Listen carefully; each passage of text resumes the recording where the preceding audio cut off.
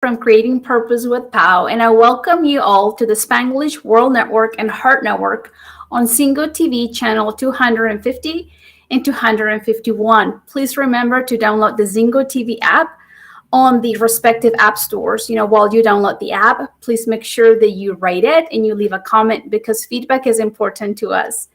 The app is totally free, and you can find Zingo TV on Google Chromecast, on Amazon Fire TV sticks, on Roku sticks, and also in all smart TVs from 2016 forward.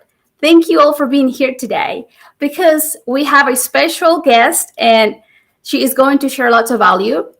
She is a personal coach who supports women to turn off their inner critic and empowers their inner cheerleader. And her name is Jodi Rae Solomon. And I say, welcome to the house. Thank you for being here, Jodi. Oh, thank you so much, Paola. This is really exciting to be here and share with you today. Yay. So please share a little bit about you so we get to know you more.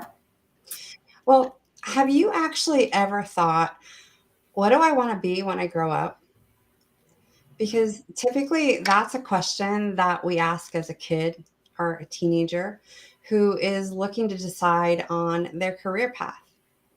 And for some people, that question starts to come up again in the middle of some life transition.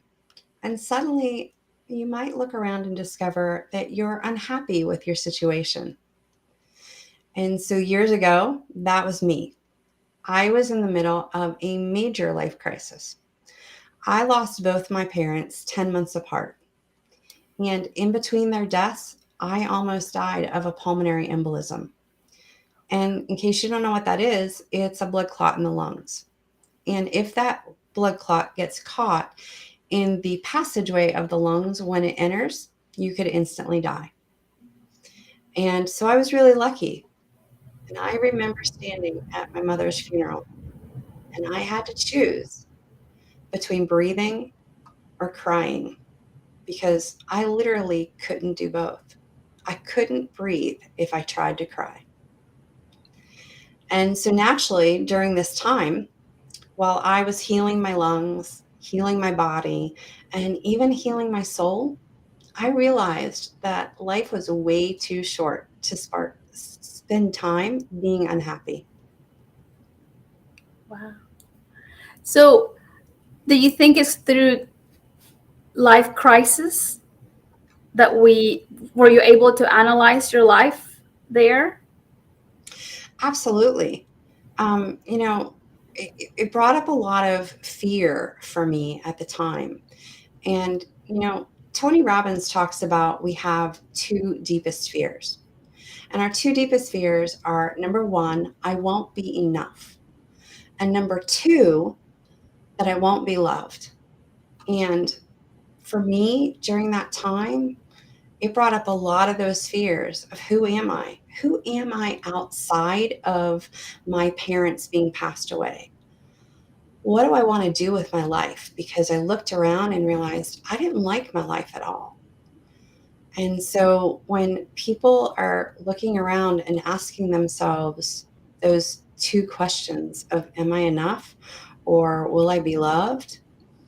It's helpful, I found, to ask what is feeding that fear? And sometimes it could be both fears at the same time. And I remember feeling like I was judging myself as much as others were judging me. Wow. So is what led you to say I'm going to be happy, and what led you I know this Christ life situation helped you analyze to see that you weren't as happy as you wanted to be. Mhm. So what was the fuel that took you to take action? So when I was, there in this place where I was healing my lungs and I was healing my body and even healing my soul, I started to examine, like, why am I unhappy?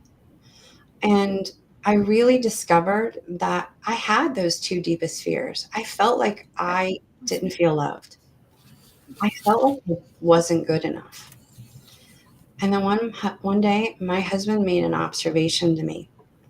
And this was really, it blew my mind because he said, every time I suggest to you that you try something new, you're full of negative energy. You have excuses of why you won't succeed at that suggestion. And I thought, wow, wow, is that how people see me? And I was completely shocked. And I knew that he was speaking the truth. I was the one person that was standing between me and all of my dreams because I was listening to my inner critic. Now that you mentioned the inner critic, have you heard this story? I live in Oklahoma at a Cherokee Landing. How can I tell? I mean, how can I tell you? There's a lot of Indian tribes around Oklahoma. Okay. So they say there is a Cherokee story that talks about the inner critic. I mean, to me, it's like that's what I think. Whenever you mention inner critic, is like they say within us there is two types of wolves. There is a nice one. There is the cheerleader, that's going to help you to move forward, and there is the inner critic that's going to stop you. And it says like the one you feed the most is the one that wins. So I don't know if you were familiar with the story. Yes, I've absolutely heard that story. Okay. There's two wolves, and which one do you feed? Do you feed the bad wolf? Do you feed the good wolf? And that what you pay attention to really is what you get. Um, you know, Paola, there is a voice inside of your head chatting all day long. Did you know that? Yes. It's our inner. It could be our psychology. Some people call her our inner voice, and now it's like, oh, it's clicking as an inner critic, or So when I learned to observe this voice, I was walking up the stairs. And I encourage anybody who's listening that the next time you walk up a staircase, listen to what your mind is saying. And I bet that mind chattering away is going to say right foot, left foot, right foot, left foot, right foot, left foot. And honestly, it doesn't matter what the conversation is in your mind, whether it's positive, it's neutral, or it's negative. That conversation in your mind is going to constantly be live streaming in your head. However, many people tend to focus on that negative conversation. And that's where that inner critic comes in. That we're always doubting who we are because we're feeding the fear that we're not enough and that we won't be loved.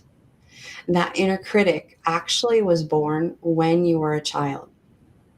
Believe it or not, the inner critic was there to help you as a child to excel at life, to learn to navigate life through the adult world so that you could be found worthy or be found good enough. And if you were found to be enough, you were also often found to be loved. So that inner critic or that inner voice was ultimately there to help you become your best self. I But that's love where that. the problem comes in. Yeah. Because as we get older, Paola, that inner critic keeps beating us up.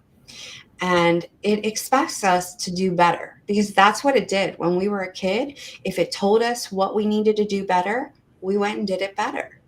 But as an adult, the more it tells us what we need to do better, the more we actually feel like we're being beat down and our self esteem starts to drop because that inner critic just won't let us be happy for a minute.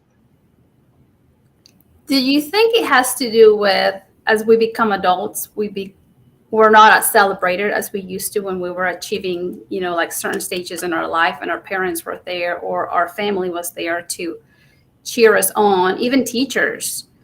Uh, so they kind of helped us in a way, guide us. But Absolutely. whenever, So think about when you were back in school, and we in school would go and take a test. And when we would get that test back, And let's say we had a big red pen on it that said 98. Instead of going, yes, I got 98 right, and go and look at which 98 you got right, instead, as a child, we were taught, if I go look at the 2 I got wrong, I can do better next time. So we were hardwired as children to look at what we're doing wrong to achieve more. And that strategy simply doesn't work as an adult because it doesn't allow us to celebrate the 98 we did right. It only allows us to focus on the 2 that we got wrong. I love that. Thanks for sharing that example. Because, yes, I mean, I remember or getting an 80 and you're like, oh, I wanted a 90. And then you focus on what you didn't get instead of celebrating that you got a B or you got an 80. Exactly. So it's the programming that we're getting as we're getting older. And then we get an adult age and we feel lost, right? Exactly. Yes, that's beautiful. So now, based on your experience with working with women, Mhm. what does fear of rejection looks like to them? So, fear of rejection is really, it goes back to those 2 doubts that, those 2 deepest fears. Will I be enough? Will I be loved? And we're constantly focusing on those. And ultimately, it comes back down to, if I feel that you are rejecting me, it is because somewhere on the inside, I'm rejecting myself. That's awesome. It all goes back to our psychology. Exactly. And whenever people begin to see, the ones they begin to change that psychology that they have about themselves, Mhm. then things will begin to change and they'll begin to see a brighter future ahead of them. Yes, absolutely. Yes, I totally get it. Because it's like sometimes is our ego, is our trauma, it's our rules, that we develop through our life. It's our limiting beliefs, our blind spots, Mhm. that we carry. So we have to learn to analyze how are we handling, because I remember like I used to have more rules. Let's just say an example in a marriage, well, if he doesn't do this and that, then I will not do this and that, and I'll show him. But those were my rules, Yeah. and I was stopping that love Mhm. from showing up, because I had those rules. But if he doesn't do this, then I'm not going to do that. So that's where that's just a simple example. Or same thing with our children. If they don't do this, then I'll make sure that they get the lesson. And in reality, I was hurting my marriage because I Mhm. had those rules. Yes. And I was hurting that relationship with my children Mhm. because I had those rules. So I had to learn to see, that those rules weren't serving me because I wasn't truly loving them. So we have a little work to do because we also have blind spots that we don't see. But through my coaches, I've been able to figure them out. And that's what you do. Beauty of coaches, that they allow you to see the blind spots. It's almost like driving a car. And if you think about driving a car, and we have mirrors on each side, right? But as another car comes up alongside us, there's this moment where you can't see them in the mirror anymore unless you turn your head and then you're like, oh, wait, there was a car there, right? But they're not in the mirror. And that's what a coach does. The coach holds up an extra mirror so that you don't have to turn your head, so that you can still look at what your goals are and say, oh, I didn't see that. Huh, that's beautiful. Uh, how do you see self criticism affecting our personal growth? Wow. Um, so if you're always in this place where you're thinking, I'm not good enough, then you're going to get the I'm not good enoughs. So when we're criticizing ourselves, it's keeping us in this stuck state because we believe, or at least I believe, that that stuff on the other side that I want is no longer possible. It cuts off possibility when we criticize ourselves, and it keeps us stuck. Where do you think the inner critic plays a role? The inner critic really comes in because that's what is keeping us stuck. That voice in our head. That voice in our head that is constantly chattering away when we're walking up the stairs is also telling us in the background how it feels about us, what we think. And the problem comes in that oftentimes we have unobserved thoughts. So if you're feeling some type of an emotion coming up and you don't, I feel blue today, I don't know why, it's more than likely because you have an unobserved thought, because your mind is actually thinking at 10,000 words a minute and you're only able to speak 600 a minute. Yes. Awareness, Yes. for everybody that is up there, is like the awareness of like paying attention what the inner critic is telling you, paying attention what are those thoughts that you are registering, like so that you have control of saying, I don't like that, I don't agree with that. Yeah. That's just, to me, it's been like one of the greatest gifts, is like being able to be aware of what triggered me, like wondering, is like, well, why did I feel that way, what triggered me? Yeah. And it goes back, it could go back to an unlimiting belief that you might think, like Jodi's saying, that you're not good enough, or that, you're not fast enough, and that's why that happened.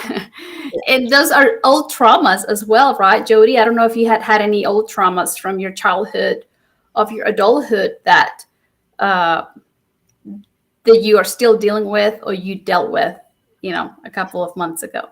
I've had a fair amount of traumas, I think, like everybody else. And it comes back down to the story that I was telling myself about what that trauma meant, what that experience meant for me in my experience. And oftentimes my inner voice, my inner critic would, say, oh, well, Billy made fun of you at school for, your glasses. It must mean there's something wrong with you because you wear glasses. And when we start to repeat that in our head over and over, it becomes a story. And that story becomes our identity. And that identity changes our relationship to how we show up in the world. That's beautiful. Yes. Let's create that awareness to pay attention what story we're telling ourselves about ourselves. That's Yes. great. Because sometimes that's where we find our answers. Mm-hmm. That's where we find our answers. Now that you said that, I just had an aha moment this last weekend, because I'm from Mexico, and there, like the Spaniards conquer, Mexico. So you're gonna find blonde people, and you're also gonna find a lot of dark people like me, because there's also the Aztecs, the Mayas that were there. So my great grandpa was from Spain, and he married my great grandma, which was Maya. And when I was about 10, somebody said in the family, if we would hide you and like three more in the family, the whole family would be white with pride. So I registered that my color wasn't enough. Yeah. So, through that time, I'm just now like, oh, wow, I am enough, no matter what color I am. But there was something in there. And then my youngest daughter looks just like me. And I'm like, wow, like God gave me a daughter to fall in love with myself again, and to teach her to love herself no matter what color she is. And isn't it amazing how those stories that we come up with, they start in childhood? Yes. And I used to love, like, blonde babies. Like it was like, oh my goodness, I love blonde babies. Oh well, my husband's blonde. You know what I mean? It's like somehow my psychology seek out for a blonde person, but none of our babies are blonde. They look more like me. You know? But because you as a child had formed this belief that your coloring was wrong, and that if you had the coloring of blonde was good, you found yourself attracted as an adult to people with the coloring that your subconscious called good. Yes, yes. And it was funny because it's like I looked at her, you know, it was this weekend that I had the aha moment. And I looked at her and I'm like, oh wow, you know, like life is giving me the opportunity to see, you know, to fall in love with myself through my daughter and then teach her. So I share this story so that our audience out there are aware, you know, that sometimes the stories, that traumas, that situation that happened years ago are still telling us that something in us is not good enough. So that's where we feel that rejection, or we feel like we're not loved enough, or you know, it brings self-doubt as well for us to continue to move forward. So anyways, continue to let's move to self-doubt now. How would you coach someone that is dealing with self-doubt? So self-doubt goes right back to which voice are you listening to? Are you listening to the voice that's telling you things that are good and positive? Are you listening to the voice inside you that's telling you things that are negative? And oftentimes self-doubt is really tied to that negative voice. So, you know, a lot of times I will ask my clients, you know, tell me a little bit about that voice. And you know, we will take a deep dive into, you know, where did that voice start? Whose voice was it? Was it mommy or daddy's? You know, what were the events around the formation of that voice? And then I'll explain to my clients that, you know, if you have a dog and you get a dog, what's the first thing you're going to do? You're probably going to name the dog. So let's name the voice in our head, this negative voice, the inner critic. And so some of my clients will name it things like Karen, Bitchy Betty, Stubborn Sally. And my personal favorite is P3, which is Polly Pissy Pants. And this way we can refer to that inner critic by name. The second thing I'm going to ask my clients to do is really picture a person sitting next to them with that name.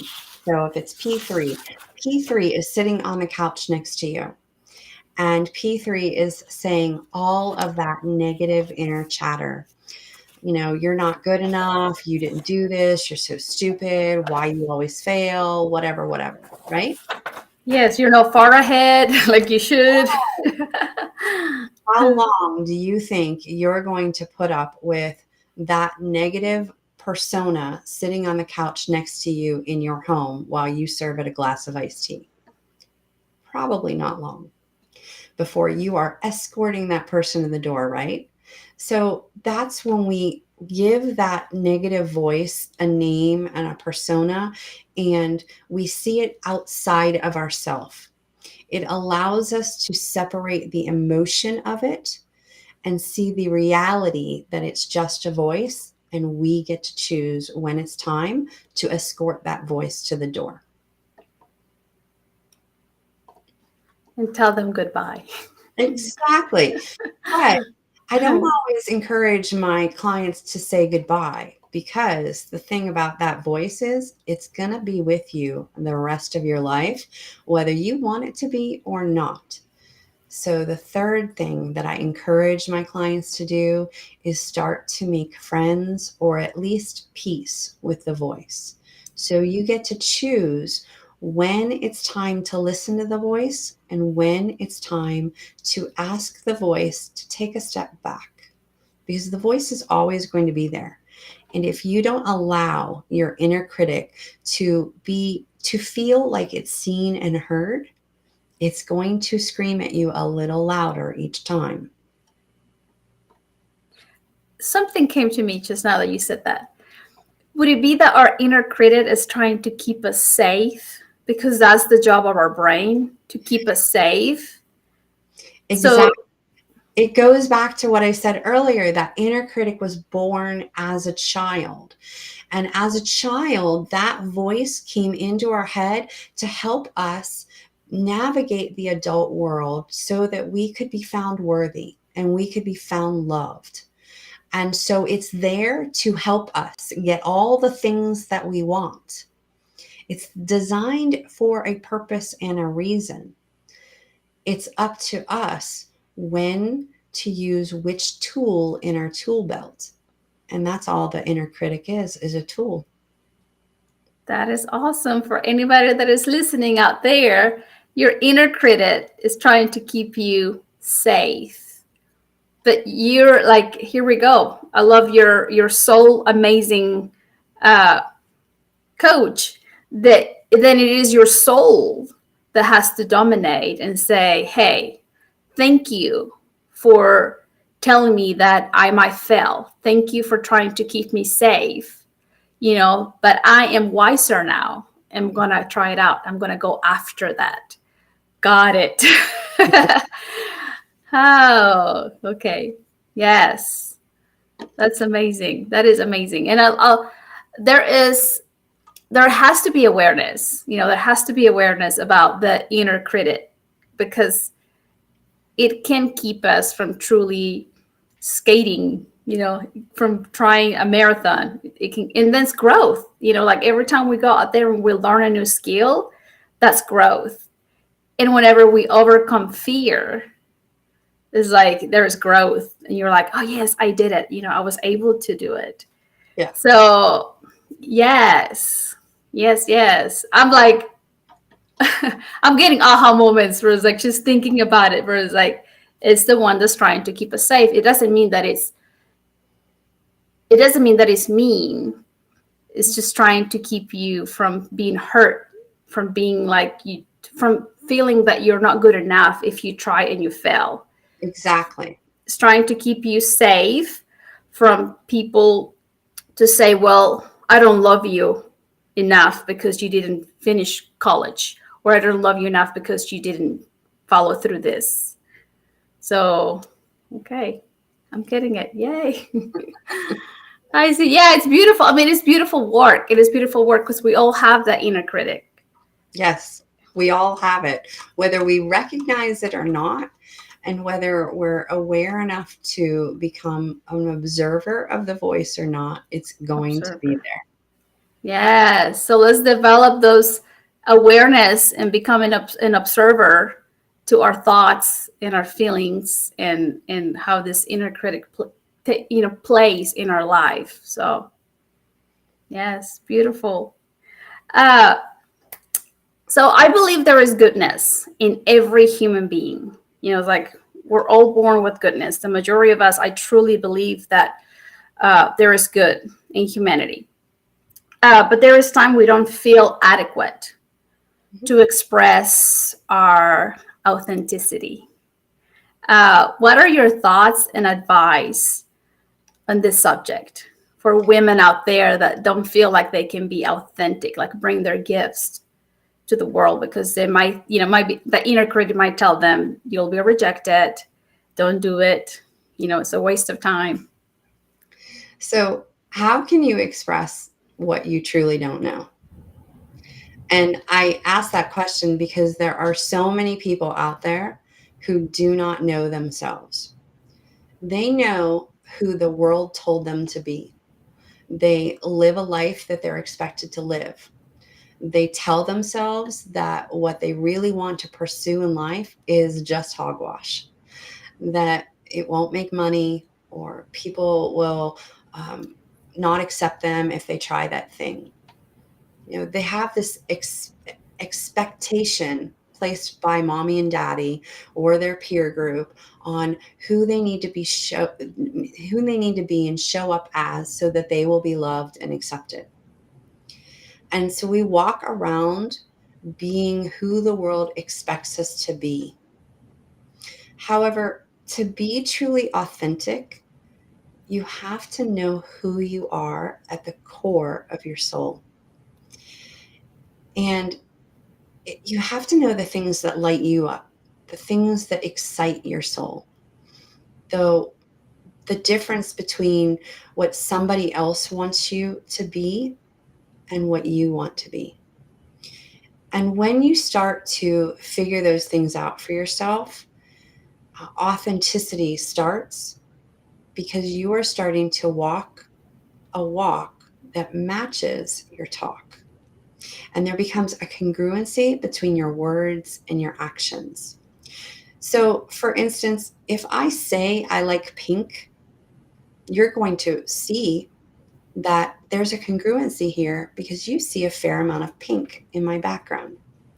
But if I were to tell you, oh no, I really like green, you're going to question that authenticity of that statement because you don't see much green in my background. So when we get congruent between our words and our actions and we get to know ourselves, what we want on the inside, and we're no longer living that life that others expect us to live, well, that's when we start to empower our inner cheerleader. And empowering your inner cheerleader really only means that you are celebrating yourself for being you, 100% authentically you, and you are loving it. That's beautiful. So it's not as easy then to be authentic because you have to know who you truly are. Yeah, it's really Yeah. not. And authenticity is such a tossed around word these days. It's almost overused. Oh, you have to be an authentic person. But the reality of authenticity is getting to know you on a deep core level. Awesome. Yeah. Feed that inner cheerleader, like you said, that we have in us so Yes, that we can continue to show up congruently. So, yes, I think we need a lot of that here in this world. Yes. And as women, our limbic system, which says our emotional part of the brain, is so much bigger than a male brain that we have the gift to truly be authentic because we are able to forgive more than a male brain. We're able to have more compassion. I mean, express a variety of emotions. But in a good way is like we are the ones that could be the glue uh, in the family. So whenever we show our authenticity in our gifts, I mean, we're giving our children and those around us uh, the beauty that is within us. absolutely. And male brains have, slightly fewer of those connections than female brains, but females are more conditioned towards being authentic, being in touch with their intuition, being in touch with the core of who they are. Yes. Let's take advantage of that. Yes, yes. It's like, and it is a work. It is work because sometimes it depends what's going on in your life. Sometimes the inner critic might be really heavy Yeah, that day, but you have to be aware and say no. That's what there are strategies and techniques that allow you to say, "Excuse me, but not today." exactly. Yes, yes. So let's talk about gratitude. Because I think there are so many benefits of being grateful and practicing gratitude and to learn to practice gratitude in our everyday life. So, what are the benefits that you've seen practicing gratitude? Well, gratitude to me is one of the most interesting things. And I'll be honest, it was the gateway for me to really understand the connection between my thoughts and my feelings. So, Paola, I'm going to ask you to play along with me for a moment. Would you mind? Yes, go ahead. Okay. I'm going to ask you, I want you to take a moment and be grateful.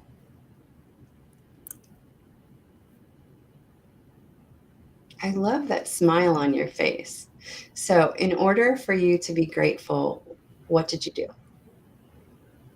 I thought of my children and my family. I thought Mm. of you being here today. So, one of the most consistent things you just told me was that you thought of something in order for you to feel gratitude. And that is for me the gateway to understanding everything. That anything that I feel starts with a thought. If I want to feel gratitude, I simply have to think about something I'm grateful for. And I started to realize, oh, if I can control that, I wonder what else I could control. Because I'll be honest with you, Paola, when I started to come to this work, I was one of those people who, if you were to say, uh, feel gratitude about three things, I would struggle to figure out what am I grateful for? Because I had spent so much of my life hardwired into that negative voice. So all of my memories were around negative things. This person hurt me, that didn't go right, I suck as a human, whatever it was. So to come up with those moments of gratitude was really challenging. But it was similar to going to the gym. The more I practiced it, the more I tried. Sometimes I did a crappy job at it, but I still tried. And other times I did a great job at it and I still tried. And the more I practiced it, the better I got over time. And so then I started to realize for myself, if I can control the feeling of gratitude just by thinking, what else could I control in my life? Which is really how I stumbled upon this whole idea of, you know, our inner critic. And if I could become observant of that voice, use it as a tool for when I wanted to, level up, or when I wanted it to step back so that I could celebrate and empower my inner cheerleader, I was able to do so because I thought a different thought. So, in the end, gratitude is the gateway to learning all the other skills of understanding that thoughts control feelings. That is beautiful. Yes, yes.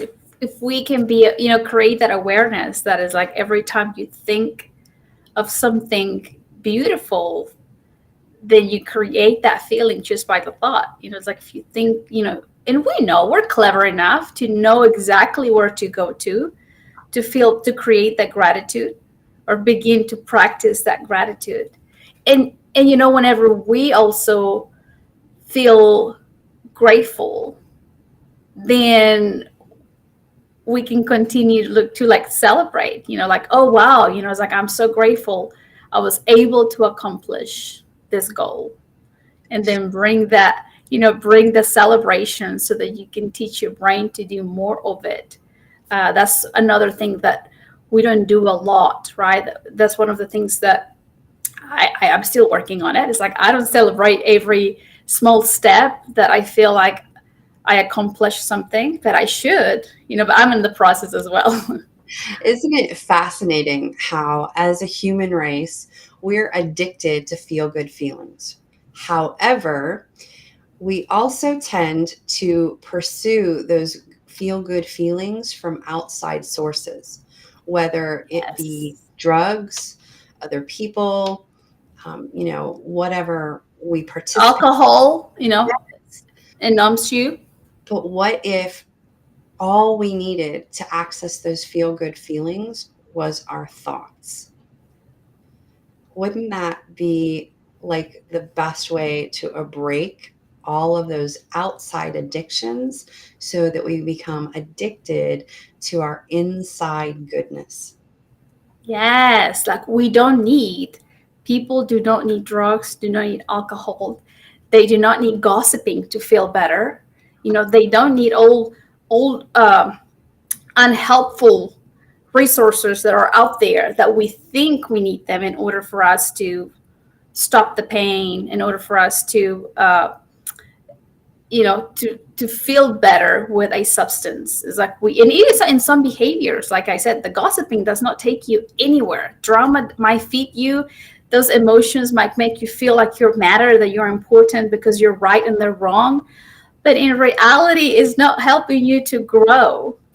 So that is awesome that you bring in this awareness. Yes, it could be, if we learn to choose our thoughts, you can create a beautiful change in your life and the life of others. Because if we feel good, our kids and our family and co-workers will feel amazing. And Jodi and I are very familiar with the phrase that is a poem that goes, how you think is how you feel, how you feel is how you act, and how you act, it gives you what you have. So it's like, yes, it begins with a thought. So thank you for bringing that. Congratulations on your accomplishment of graduating the Tony Robbins Leadership Academy. That's so impressive. How would you define a leader that is always inspiring others? So leadership for me is about going first. So imagine that you and a group of friends are in the woods on a dark, moonless night.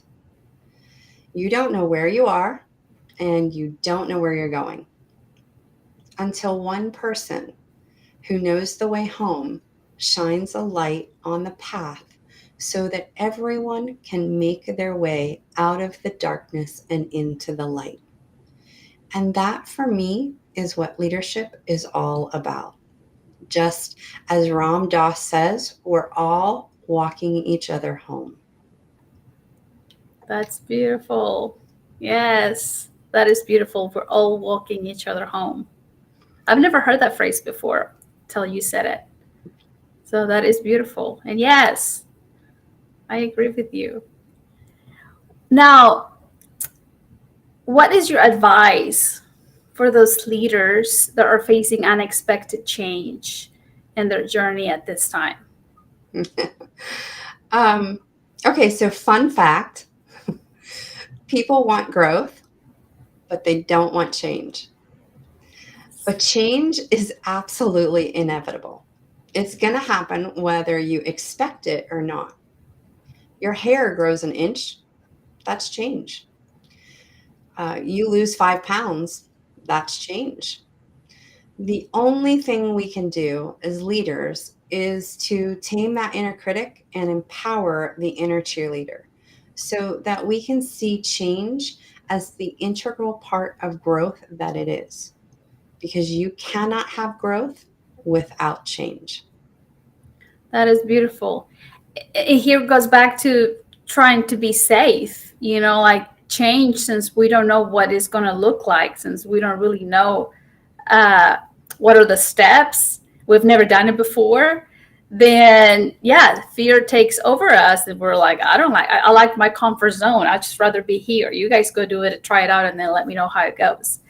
So here we go back to our inner critic trying to keep us safe. Because I remember, like being in the workplace and they're like, oh, there is a new system you guys have to follow. And everybody was like, ah, oh, mad, upset. Why is this happening to us? Like, why do we have to change? But once you see others, taking the first step and then, oh, it's not that easy. I'm sorry, it's not that hard. Once you do it a couple of times, oh, it's not a big deal. But I think it's a natural instinct for us to experience fear when there is a new change. There's a saying, making a mountain out of a molehill. Yes. And we all seen it through the pandemic because we all experienced, the fear. We didn't know where we were going. We didn't know, how we're going to get out of this pandemic. And we all experienced the fear, the stress, and everything else. So it's part of our nature to to experience that fear. But the question is like, well, for how long are you choosing to be there? For sure. So, yes. So that is so impressive that you went through this leadership academy already. What was your best experience from it? Oh, wow. I can honestly say that it allowed me to sharpen the tools in my tool belt so that I could show up in the world as a brighter light. Oh, that's beautiful. That is beautiful. And here you are shining your light. You know, you're teaching us, you're sharing your knowledge. So that is beautiful. And I bet it built your inner cheerleader as well. Absolutely, because one of the foundational pieces is that celebration of self. And as I said earlier, we have been brought through a society that we're looking at what we're doing wrong and not looking at what we're doing right. And when I started to switch that focus from wrong to right and just celebrating imperfect perfection, everything changed. That's beautiful. I'm going through that transition right now, like seeing, that everybody has different filters because they all have different life experiences. Yes. And it doesn't mean that they're wrong and that it doesn't mean that I'm right. It just means that we literally have different life experiences. And through that, then we develop our beliefs and our rules. So there's a video out there that the main point of the video says that you are the sum of your training. And the reality is that each human is the sum of their training, of their background. There is only one of you in this entire world who has the exact experiences that you have had and the same exact thought processes that you have had. You are the only one that has assigned those meanings to all of your experiences.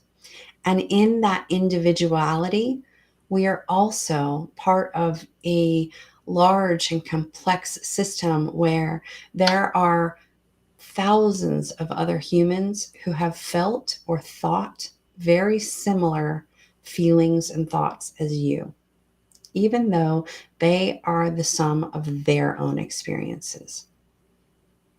That's beautiful. Yes, we are. We are. And sometimes we tend to thought the acceptance or not acceptance of people around us, because we think that, oh, they're right, I'm wrong, they're wrong, I'm right. But in reality, like you just said, that we just have different life experiences, but we're still humans. Oh my goodness. We only have 3 minutes left. I'm sorry.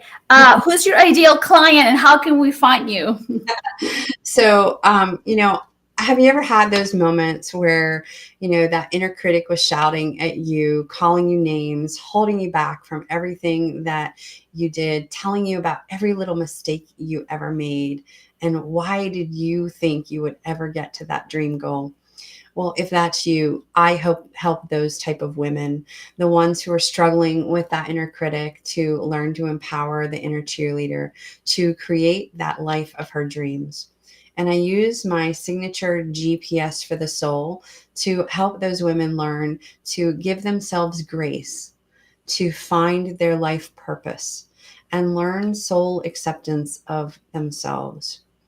And if you want to know more, you can go to my website, which is www.soulamazing.com, or you can join my free Facebook community. Just search for Empower Your Inner Cheerleader.